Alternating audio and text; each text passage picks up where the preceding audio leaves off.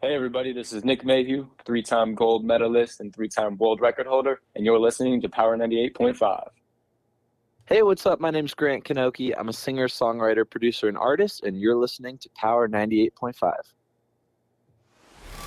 We don't play the social game. We are social. Power 98.5. You're listening to Power 98.5, powered by United Angels Dream, your number one resource for public relations, entertainment, and multimedia. Contact them today at unitedangelsdream.com. Hi, this is Dan Aykroyd. He's progressive. He's beautiful. He's thoughtful. He's intelligent. He's powerful. He's positive. He is Stephen Cuoco on Power 98.5 Satellite Radio. Empowering listeners from the US to the UK. Live on air with Stephen Cuoco.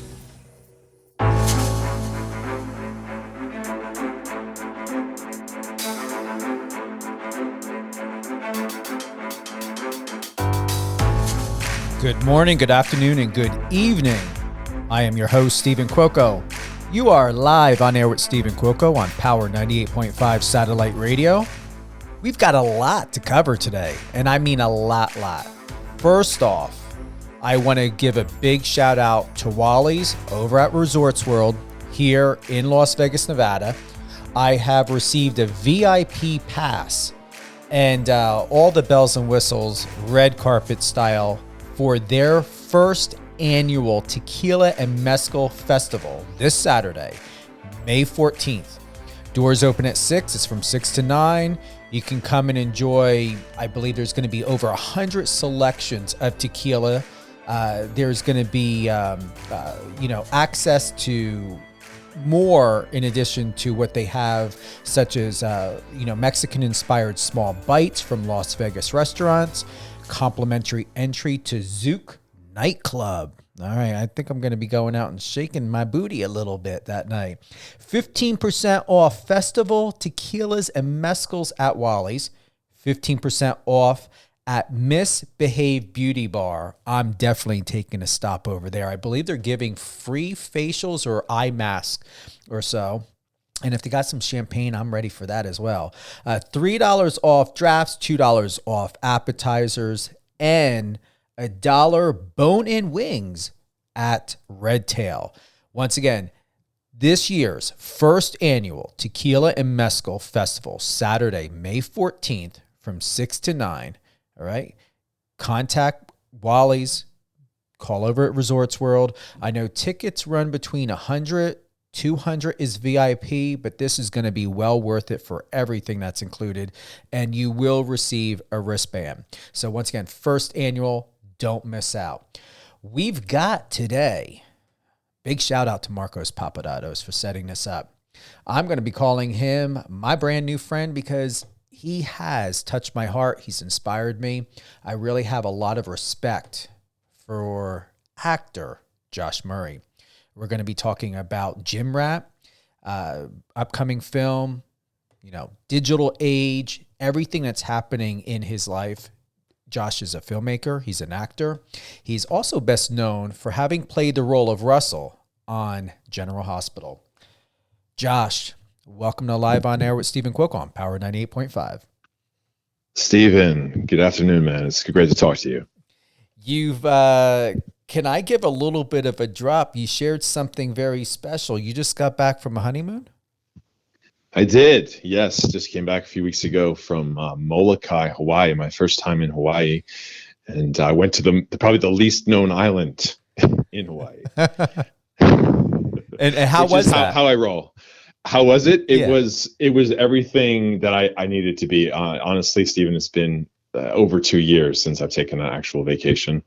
Actually 3. It's been 3 years since I had taken a vacation. And so we just went for 2 weeks, kind of off the grid, no internet, no social media, no work, just being in nature, going to the beach, exploring the ocean, relaxing by the palm trees. It was incredible. So the only access that you had to anything digital is if you either had a call like out from the room to front desk or 911. Oh, there was no front desk. We rented a little house by the beach. There was no hotels. There wasn't even a store nearby. There was one gas station on the island about 30 minutes away from us. And we actually got rid of our car and just took rides and hitchhiked after the first few days. So we weren't quite in the wilderness, but we were about as off civilization as I get. That, I understand that this was your honeymoon, but from what you just described to me, this sounds like some type of reality TV docu Outback series that was just done. Well, I can tell you, I knew I married the right girl when she suggested it, because my wife, Catherine, actually came up with the idea. I didn't think she wanted to go somewhere that rural. But she picked it, and it's right up my alley. Because when I get away, I like to have adventures, and I like to kind of be off the beaten trail. I don't want to be, where there's 100 other tourists lined up to see the same thing. I want to feel like I'm the only one there. Wow. And that's the only thing I can say for that, because I've never heard of someone taking a honeymoon like that. However, I am ecstatic that, you were able to share that with me here live with us today. And to be able to have something as a memory to really cement in even more. All right, Josh Murray, yes, he had taken a National Geographic honeymoon. Never heard that in my entire life, but hey, I respect it. Well, the last time I took a vacation, which was 3 years ago, I went to Australia for a month, and I spent part of that time in the Daintree rainforest, living in a hut by the beach, and there was no electricity, and there's crocodiles in the river and all that jazz. And then I spent a week living on a boat diving the Great Barrier Reef. So that's kind of how I roll, Stephen. Honestly, Josh. So if someone is coming from the Real Housewives series, or if they're like their version of camping, and I'm being honest here, I'm dropping some gems too. My version of camping is staying in a hotel room. I don't do RV trailers, nothing like that. The idea of not having enough room for a toilet or for a shower does not work for me. When we think about your trip to Hawaii and elsewhere where you have been, who would be the best person? What personality fits best to take on an adventure like that, a vacation? Oh, without a question, it would be Bear Grylls. Repeat that again. Bear Grylls. Bear. You know Bear Grylls? No. Yeah. Enlighten me. Oh, you've got to see his show. He has basically a survival show where they drop him off in the middle of the jungle with nothing but a pocket knife, and he has to find his way out. But he actually does, I'm not sure. I think it's Nat Geo maybe he does the show on, but he actually takes celebrities out with him. And he recently did Channing Tatum. I think he took Channing Tatum out in the wilderness, and they just, they got parachuted in, and then they had to make their way through and live off the land. I am Google. Is this he's British? He's a British, former special forces guy, and he takes those kind of survival skills they have to learn in the military, and he shows them to people. I'm looking into that. Yeah. Wow. Very young looking, but 47 years old, London, United Kingdom. Bear Grylls. I've never heard of that. So for those that are tuning in, it's BearGrylls. And he does have a website, beargrylls.com. I am definitely looking into this. Wow. Thank you for sharing that with me. Yeah. So I don't do a lot of reality television, but if I watch something, it's something like Bear Grylls. It's almost got, and I've never seen it, for obvious reasons, because I did not know about it until now. But would you consider it borderline or maybe somewhat familiar to Naked and Afraid? I haven't seen that show, honestly. So what can you describe it to me? They're naked. They're dropped off in a desolate area where there is no life. I was told a town can be like over 2 hours away, and they have to use the land to survive. Yeah. Very similar concept. Yeah, exactly. Okay. We're going to be jumping right into, all right, you've got two major films, Gym Rat, The Missing Twin. Where would you like to begin? We can start with Missing Twin since that's already come out. Tell us about it. So I play the father and husband to Alaina Huffman's character in The Missing Twin, and we in the story have twin girls who are played by Evan Grace from General Hospital as well. We're both alumni of General Hospital, and one of them goes missing. Actually, is believed to be dead, and my wife's character. The character playing my wife, played by Alaina, believes that she's still alive, and so that's the start of the film. It doesn't seem like there's any good reason to believe that the twin is still alive, but she has these premonitions that they are, and then stuff starts to happen where we realize maybe there's more to this story. It's a thriller, and it very quickly turns into a harrowing situation with trying to find this missing twin. So it's got Alaina Huffman, and Mike Baker. Yeah. And the girls are played by the Scarola twins, who were also on General Hospital, and they were the sweetest thing. It was first time kind of playing a nice dad role, kind of a new territory for me. We're gonna go ahead and take a listen to the trailer. Thanks to my producer, they just found it. Here we go. It's such an honor, and I had a blast. So please make sure to pick it up at a newsstand near you next month. She's so tired from swimming all the time, trying to find her way home. Aww.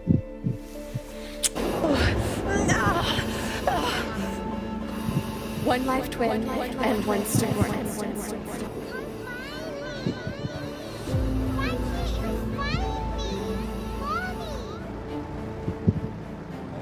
I feel Millie's presence.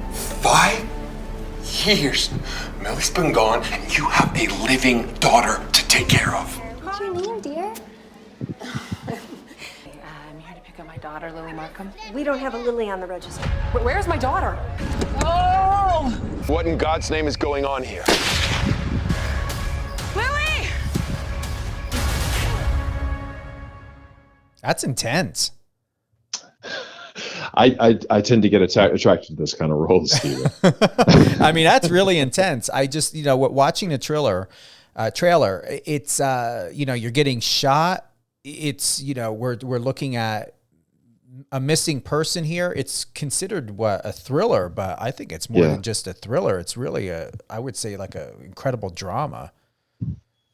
Yeah, well, it's a very much a family drama, and there's this very sweet story. It's not just about the thrills and the danger, but really about a loving family. And that's what the director Julia told me when we before we started, was that she really wanted to show a family that goes through some hard stuff, but a family that actually loves each other. And sometimes we see a lot of the drama and the stakes and the conflict, but not the love. In stories about family. So it was very precious to see, that dynamic of actually a family that when it all said and done, they truly love each other. Was there anything about your personal life or any past experiences that you were able to bring into that role?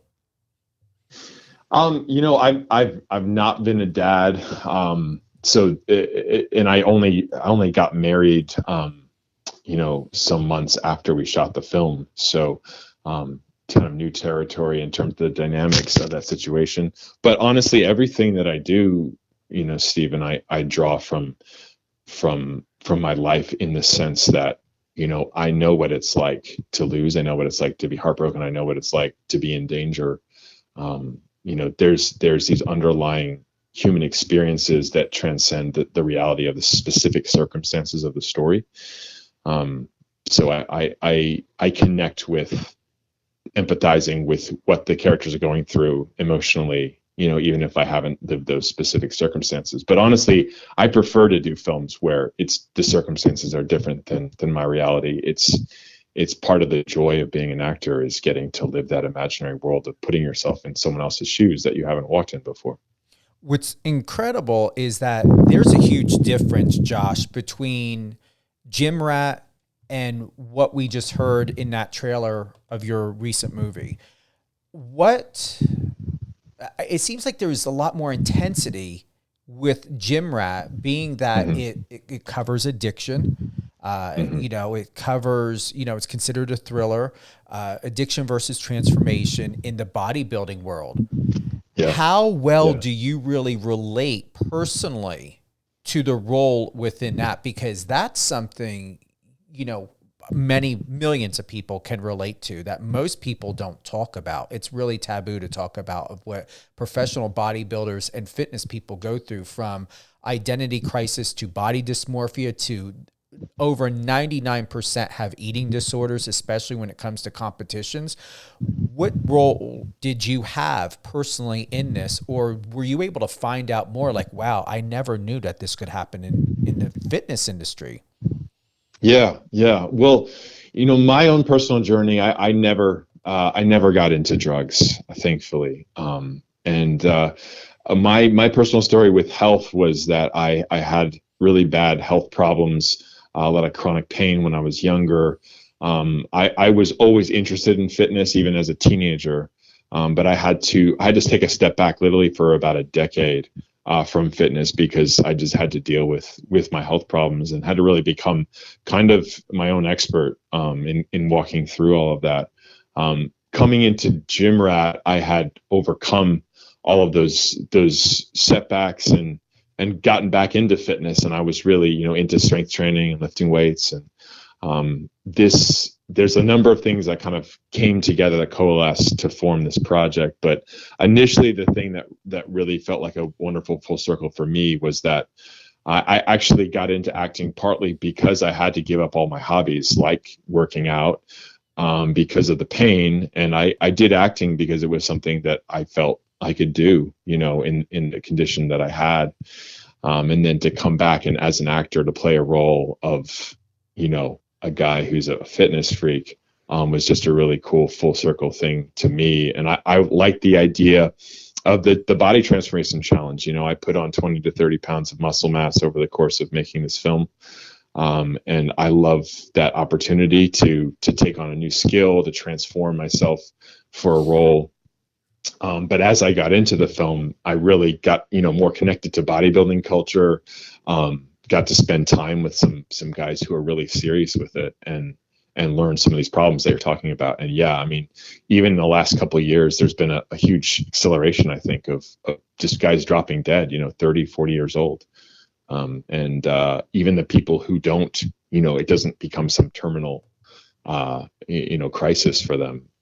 There's so many people who just struggle emotionally, like you said, with the process. I was talking to one guy who, you know, remained anonymous, who's pretty well known, and the guy's jacked. I mean, he was considering competing in Mr. Olympia at one point, and he told me that he gets up every morning, looks in the mirror, and feels like he's skinny. And that's kind of part of the dynamic of this character, is that, you know, here you have a guy who's good looking, in amazing shape, looks super fit, and he's disgusted with himself because he just doesn't compare to the image he has in his head of what he thinks he needs to be. Did it? I had the word. I'm going to go with this. Did you find it disturbing, uncomfortable, unpleasant, emotionally distraught that someone can actually live a life like this every single day, you know, within 86,400 minutes, you know, 1,440 seconds, if I'm getting the math right on that? Where did that leave you emotionally and mentally? You mean in making the film and in shooting the role? Yes, like to just go through that experience. I'm going to reverse that. 1,440 minutes, 86,400 seconds. Just from having worked with professional bodybuilders, from WWF wrestling to, you know, competition, that we all are very familiar with. It's within that, how did you prepare for it? Like, once you were in that role, Josh, and to see the after effects of your own transformation within a film and what you went through emotionally and mentally for this role, how did that leave you? Yeah.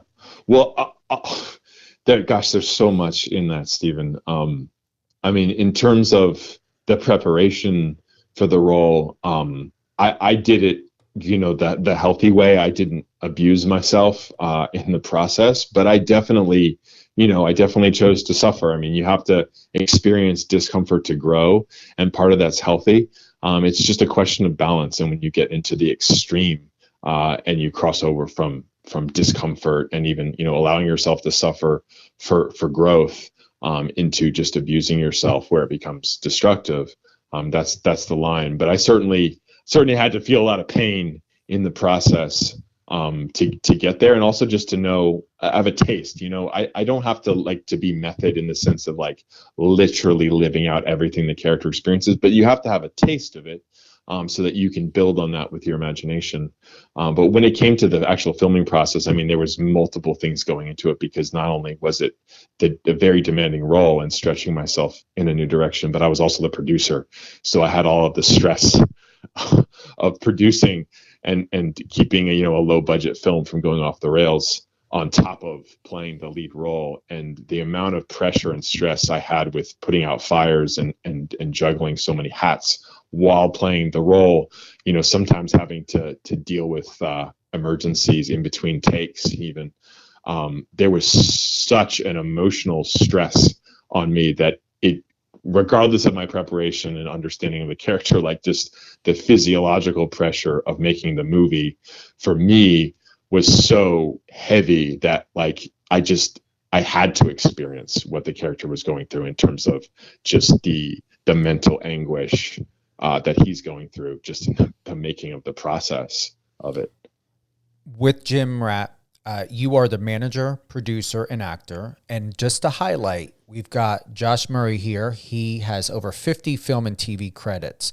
Just to name a few, what we understand and recognize of what Josh is doing in the film industry as a producer, as an actor. We've got Ron Newcomb. He's the associate producer. And then we've got the producer, director, and writer.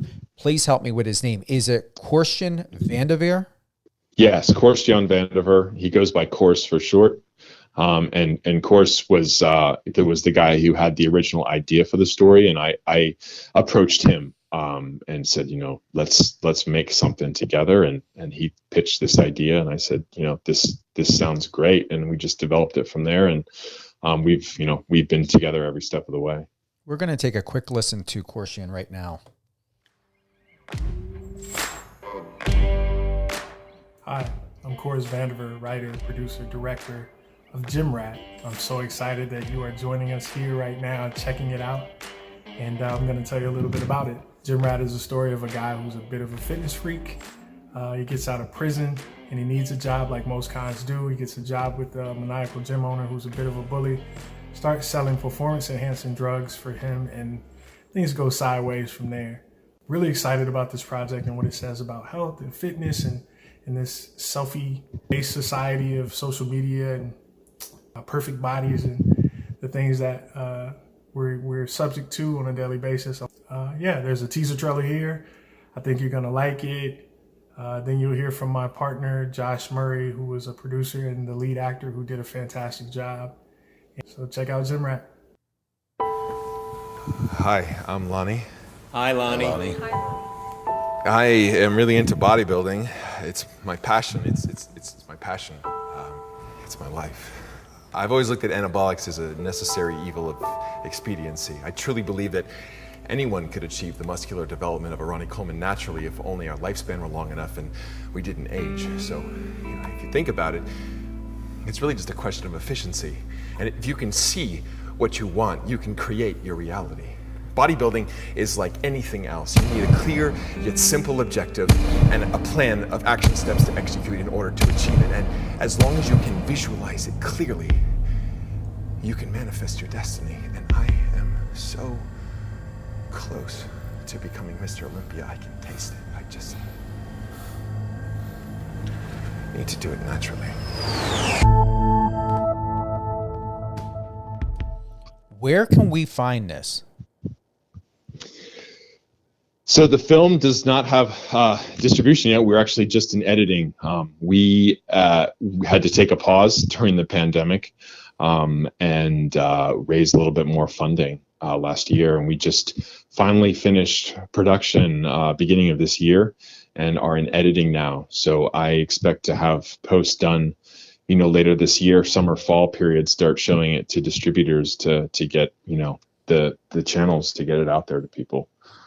Now, I know when it comes to distribution, are we looking at, direct to video, direct to theaters? What's the goal and expectation on this? I really want people to see it, sooner than later. Certainly I would enjoy going to festivals and stuff with it, but I really want to get it out there. It's been a long time coming. Whether we do a limited theatrical release or not is going to kind of depend on where the market is and what our distributors are saying. But as you know, Stephen, it's becoming, with the digital age, is becoming so prevalent to just cut out, the delays and to get things to people immediately. So sometimes, even if there are a limited theatrical release, there can be, tandem on-demand screenings as well. So I'm certainly open to that. That too. So I expect it to be, coming streaming on demand wherever people are at sooner than later once we get it finished. This would be perfect for Netflix. This is a total film for Netflix. Yeah. I have a few friends who've gone with the Netflix route. So I thankfully have a few connections already with people who have interest in looking at it and showing it around. So definitely Netflix is going to be someone that we will approach with it. From General Hospital to The Missing Twin, Gym Rat, and I seriously hope to hear from you wherever, whenever, if there is a red carpet showing of this film, or even if you're going to be like, Steven, it's coming out on Netflix. Either way, I want to see this because it's something, whether you can relate to it or not, it really is what we deal with in the world. Even if you're not into fitness, how we see ourselves, knowing where the world is at right now, the climate of the, intensity of emotions that are happening. It's all about self-identification. So whether you're a beauty queen or you're a jock or you're a fitness, fanatic or, inspired fitness person, or you're doing Pilates or yoga, or even if you're, doing what they call that paleo diet, or if you're a vegan, whatever, everyone can relate to this because it is about body image. And, those that are in a fitness world, as you know, Josh, don't just go through this because they're picking up weights. This is an everybody potential problem of how we see who we are and where social media plays into this. Were there any thoughts of what, adding in social media, having your role, your character, how he identified with other professional athletes? I did see in the trailer, they were showing of other professional bodybuilders on stage. What other relationships were brought into to this identification of body image? Yeah, it's interesting you mentioned social media. I mean, that is implicit in the whole fabric of our culture, right? And self-perception and identity and self-image. And that is really a thread that is woven into the story. Social media doesn't factor in a great deal in our story, but there are moments like, Lonnie will be in the gym and he'll see someone taking a selfie, in the mirror after they've been working out for 1 week and that kind of thing. There's like some little nods to that. But I love what you said, Stephen, because yes, it is so universal. And that's one of the things about film is that, we can have a story about someone 1,000 years ago on the opposite side of the world, and it can feel like they know exactly our experience because there is something universal about the human experience. And we have always dealt with some of these same issues, and they just take different forms over time. And so right now we are in a place of media and like self-image, because of social media taking such a prominent space. But that issue of our identity, our worth, struggle with our addictions, right, and wanting to transform, wanting to change like who we are, both in a negative sense, like running after the wrong things, as well as the need to change ourselves in a positive sense to break through some of these dysfunctional beliefs about ourselves. Like that's something that everyone deals with. And I really believe that this film is going to touch people's hearts, and to give them something to really think about deeply after they see it. When it comes to body dysmorphia, eating disorders, drug addiction, you know, whether it's enhancements, whatever it may be that a person is struggling with, going through, I would like to say more of whatever a person is imprisoned by. What would you say to that person or those people that are stuck and uninspired and who don't believe that there is any other way outside of this turmoil? Yeah, man. The character of Lonnie in the film, he starts off in prison, literally behind bars, and he gets out, you know, he's released, but you know, the subtext of the story is that he's still in bondage, like he's still imprisoned by these things that landed him in jail in the first place, right? He hasn't changed who he is, he's just changed his location. And wherever you go, you're taking the same you with you, you know? And it's not until he really hits rock bottom and comes to the end of himself that he can actually slow down enough to take stock of things and deal with it. And unfortunately for some people, like that is their story. That's what they have to end up doing, is hitting rock bottom. But I would say, you know, you can choose, you do have a choice in what your rock bottom is, you know, because until you're dead, things can always get worse. And if you have the awareness, the recognition, you know, I wrote a post kind of about this just the other day, that you have a problem. If you're willing to recognize what the problem is, to stop blaming it on everything around you and to just look within yourself and say, hey, how do I need to change? Then you have the opportunity, you have the possibility to deal with the real issue. And I can say for my own life, you know, I had to do that myself because I was kind of banging my head on certain walls over and over again for years because there were certain problems I wasn't willing to deal with. And when I really took stock of things, when I really sort of looked in the mirror, emotionally speaking, to see like, what am I hiding from? What am I avoiding? And let me really bring that into the light and deal with it. And let me allow people to help me too. Let me have the humility to reach out to people and say, hey, you know, I need help. Like I'm tired of pretending, I'm tired of hiding from my pain. The answers came, you know, and you might not see the help. You might not see like somebody that like, oh, I know that person can help me. But when you just take the step to say, I do have a problem, I want to change, I need help, and you have the humility and the vulnerability to show that, the help will come. And you're still taking donations on this film, correct? That's a great question, Stephen. It wasn't donations. We were actually doing something called equity crowdfunding, which means that people actually invest in the movie and they get an ownership, a stake in the movie and of any profits that the film make. The WeFunder right now is closed. We put that ended that campaign. However, we do have like that last 15% of the budget that we need to raise for post-production. So we may be doing another campaign here later this, you know, in the months ahead. So if people would like to become a shareholder, you know, WeFunder, you can own a piece of the movie for as little as $100, which is an amazing thing. It really creates a community-based investment platform. But if you would be interested in that, any of your listeners, you can follow us, you know, at Jim Rat Movie on Instagram. And we will be announcing any opportunities to become shareholders in the film in the future. When we say shareholder, are we thinking of a executive producer credit? What does that mean to be a shareholder? To be a shareholder simply means that you own a share of the film. And like I said, on WeFunder, you can actually do it for as little as $100, and you're getting that percentage of the overall budget. You're getting that share of ownership in the film, ownership in anything the film makes. But yeah, we did also offer, you know, some perks such as credit in the film for people who are investing at a higher level, even executive producer status if you're one of the top few investors.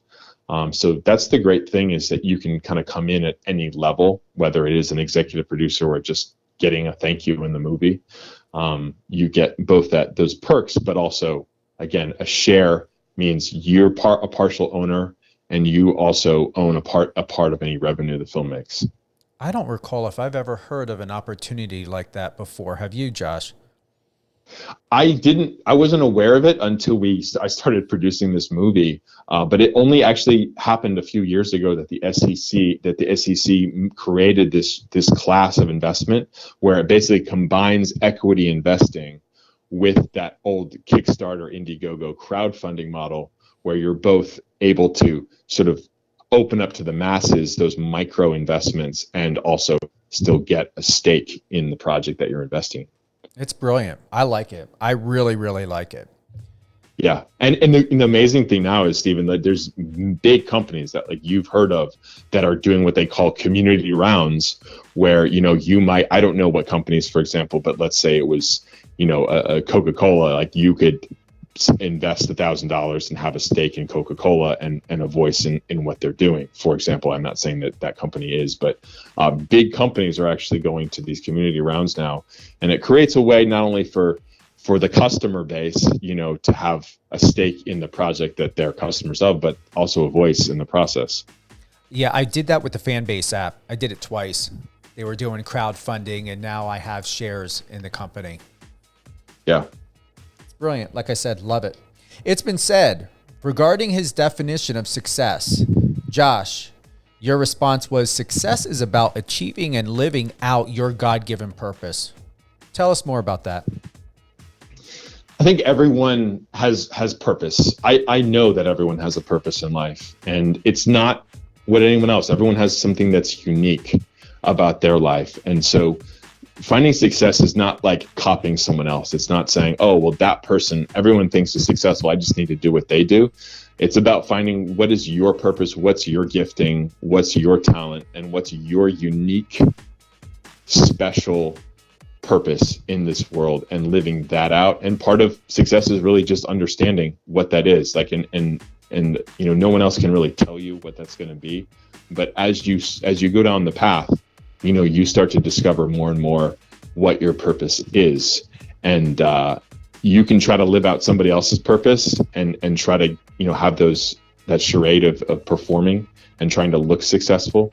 But that's not going to make you feel successful, and when you really find your purpose and live that out, that's what fulfillment it really means.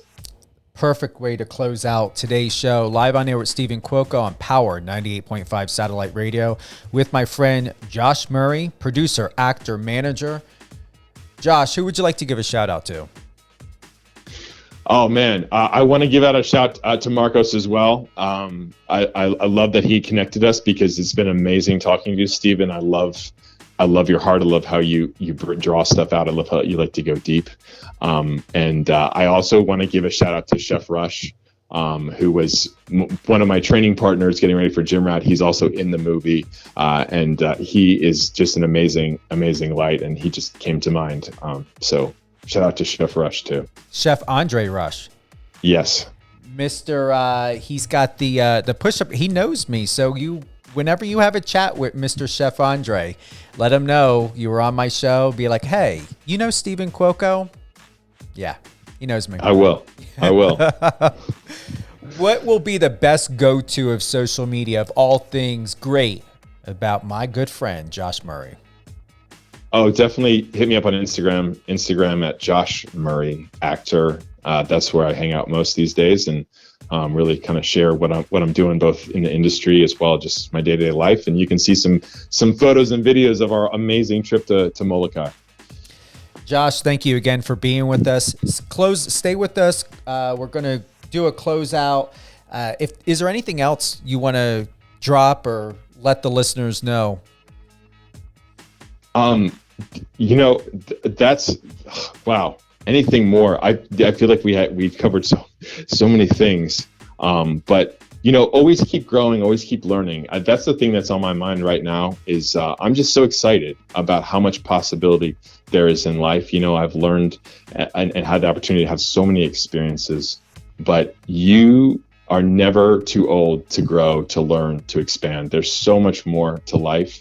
So if you feel like you're stuck in a rut, if you feel like it's the same old, shake things up, get out of your comfort zone, and go do something new, go experience something new, go learn something new that's going to expand you, that's going to grow you, that's going to make you healthier and wholer and more fulfilled in your purpose. It's the best recommendation as we close out with manager, producer, and actor Josh Murray. We've got great things to look forward to when it comes to Josh, especially with the Gym Rat film. I'm excited. I hope this film is, released this year. And remember, we've got this Saturday, all right? Let me get back to it. I want to make sure I give you all the ooey gooey good information here.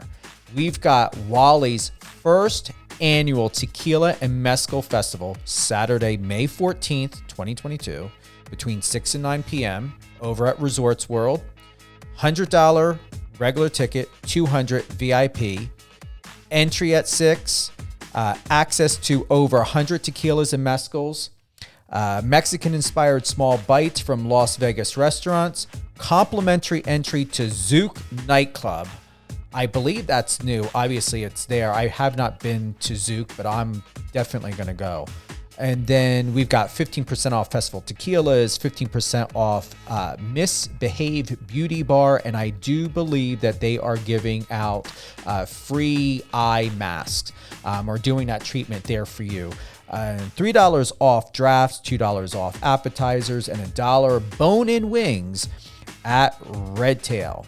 Once again, Resorts World of Las Vegas, Wally's first annual Tequila and Mezcal Festival. Upcoming interviews, more like it. Okay, we've got Philip Bruin. Philip is an actor known for Studio City, The Outsider, and The Crazy Ones. He's going to be with me live on Saturday, May 14th, 1 p.m. Pacific. And then we've got all the ins and outs of what's going on with the Rams. We've got John Griffin. He's an assistant strength and conditioning coach. John's going to be with me on Saturday, May 28th, 12 p.m. Pacific. So once again, we've got Philip Bruin, actor, May 14th, Saturday, 1 p.m. Pacific. And then we've got assistant strength and conditioning coach John Griffin from the Rams, 12 p.m. Saturday, May 28th. Did I do a good job, Josh? You were fantastic. 2 thumbs up. Thank you. I hope everyone has a great week. It's been so exciting of who's been coming on here and live on air with Stephen Cuoco on Power 98.5. We're going to have Josh back on again. Josh, anything that we can do if you want to come back on, share more information, how people can, become an investor with Gym Rat, whatever we can do to help expedite the process, get more people involved, get more of the word out there, and really, really help you and the producer and the whole family of Gym Rat. Amazing. I would love that, Stephen. I will definitely circle back when we have our next update and fill people in on how they can do that. Perfect. Have a great day, everyone.